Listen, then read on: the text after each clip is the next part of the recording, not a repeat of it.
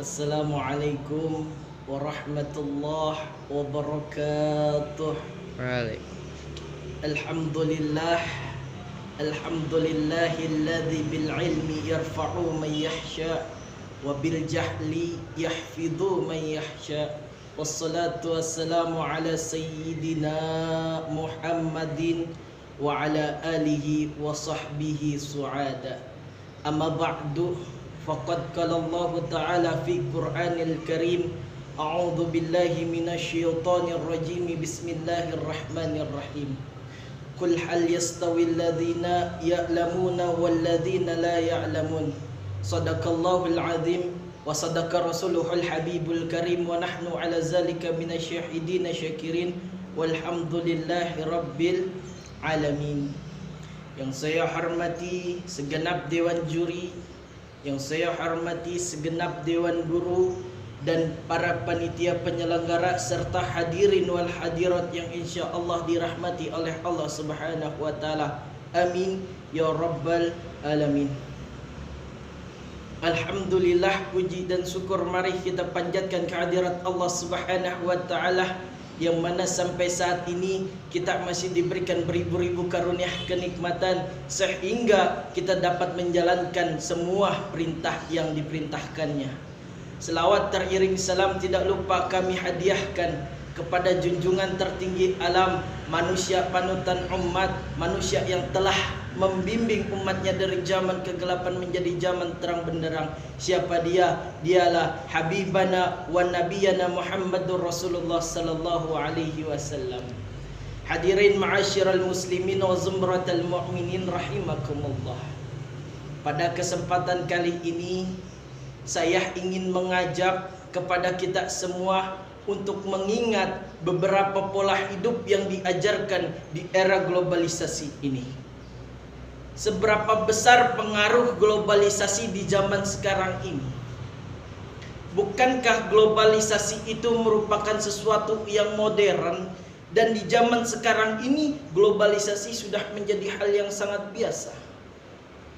Globalisasi merupakan suatu metode yang sangat biasa di era zaman sekarang ini.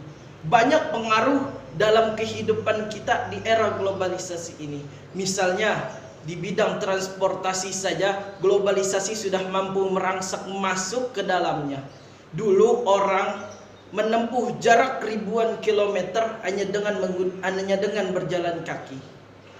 Tapi dengan adanya globalisasi, orang sudah tidak khawatir lagi menempuh jarak puluhan kilometer, menempuh jarak ratusan kilometer, bahkan menempuh jarak ribuan kilometer sekalipun. Dengan adanya globalisasi ini menjadi sangat mudah. Apa? Dengan menggunakan kendaraan bermotor, mobil, pesawat, helikopter, dan lain hal sebagainya. Bukan hanya di bidang transportasi, tapi globalisasi juga sudah masuk di bidang fashion.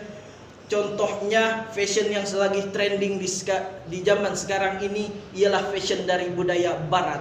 Budaya barat sudah bisa merangsek masuk melalui globalisasi ke negara kita, yang akibatnya fashion di negara kita sendiri, budaya-budaya yang ada fashionnya di negara kita sendiri sudah tidak mampu bersaing dengan budaya barat.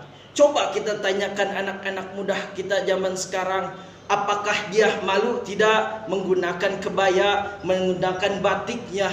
Kalau kita tanya, pasti jawabannya malu.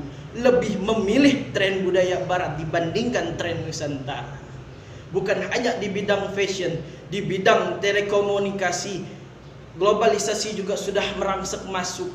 Contohnya saja anak-anak muda kita, siapa yang tidak mengenal gadget, siapa yang tidak mengenal HP?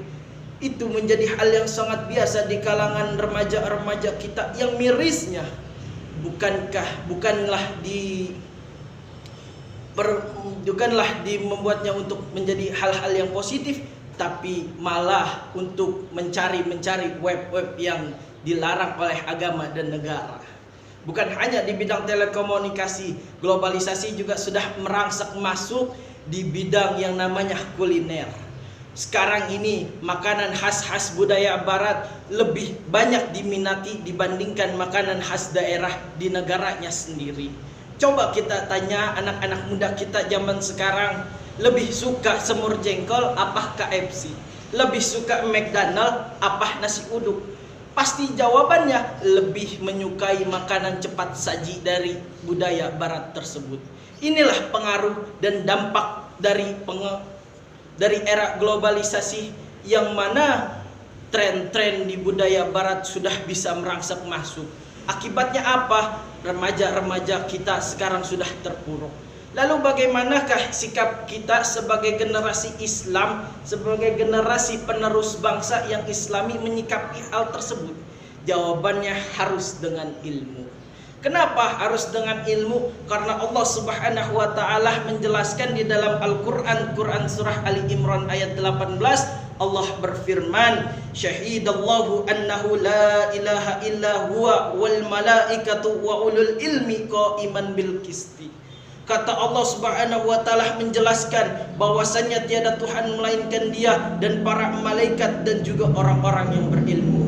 Makanya oleh Allah Subhanahu wa taala orang-orang yang berilmu dijadikan nomor ketiga setelah Allah dan para malaikat.